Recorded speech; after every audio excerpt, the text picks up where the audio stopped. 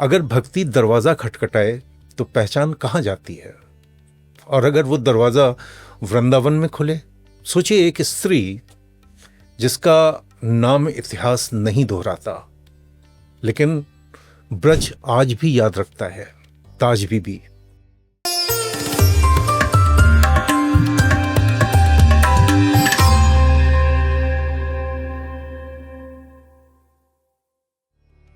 जरा सोचिए, एक मुगल बेगम, शाही हरम का हिस्सा, सुरक्षा, सुविधा, सम्मान, सब कुछ मौजूद, फिर भी उसने महल नहीं चुना, उसने चुनी वृंदावन की धूल। क्यों? आज की कहानी है ताज बीबी, एक मुस्लिम महिला की, जिन्हें भक्ति परंपरा कृष्ण प्रेम में डूबी एक साधिका के रूप में याद करती है। आप देख रहे हैं इंडिया दैट इज भारत, और मैं हूं नाजिम नकवी, आपके समक्ष, आपके साथ। दोस्तों, इतिहास, परंपरा और उन कथाओं के बीच जहां दस्तावेज हमेशा खामोश होते हैं और स्मृति बोलती है,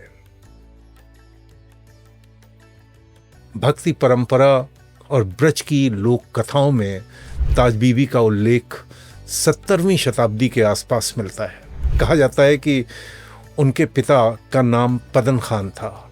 इतिहास इस बात की पुष्टि नहीं करता कि वो अकबर की पत्नी थीं भी या नहीं, लेकिन परंपराएं ये जरूर मानती हैं कि वो मुगल शाही परिवार और हरम से जुड़ी एक बेगम थीं, और उन्होंने शाही जीवन को बहुत नजदीक से देखा था। उनकी कहानी सत्ता से नहीं, अंतर आत्मा से शुरू होती है।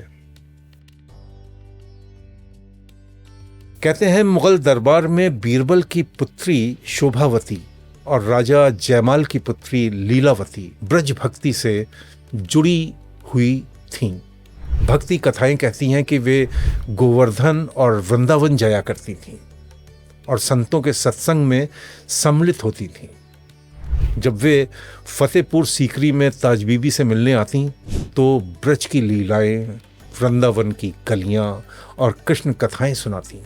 यहीं से ताज बीबी के मन में एक अदृश्य आकांक्षा जन्म लेने लगी। महल में रहते हुए भी मन ब्रज की ओर खिंचने लगा। भक्ति परंपरा के अनुसार एक समय ताज बीबी ने शाही अनुमति लेकर गोवर्धन और ब्रज धाम जाने की ख्वाहिश की। वहां उन्होंने संतों का सत्संग सुना, लीला स्थलों के दर्शन किए, और कहा जाता है ब्रज छोड़ते समय उनका मन भर आया। वो फतेहपुर सीकरी जरूर लौटी, लेकिन मन शायद वहीं छूट गया। महल ताज बीबी लौट आई, लेकिन लौटकर उन्होंने कृष्ण की एक ऐसी तस्वीर की सेवा आरंभ की जिसे सिर्फ वही कर सकती थी। पर समस्या थी, सीधे वृंदावन में रहने की अनुमति मिलना शायद बहुत मुश्किल था। तो उन्होंने एक व्यवहारिक रास्ता चुना। उन्होंने कहा, मुझे मथुरा में रहने की इजाज़त दी जाए। मथुरा वृंदावन के निकट था और उस काल में एक प्रमुख नगर भी। इस तरह उन्हें बार बार वृंदावन और गोवर्धन जाने का अवसर मिलने लगा। धीरे धीरे उनका जीवन बदलने लगा।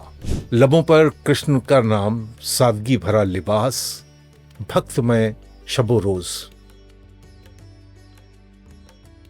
कथाएं बताती हैं कि अन्य बेगमों ने ताज बीबी की इस हालत की शिकायतें भी की, लेकिन अकबर, जिन्हें धार्मिक जिज्ञासा और सद्भाव के लिए जाना जाता है, उन्होंने ताज बीबी को रोका नहीं।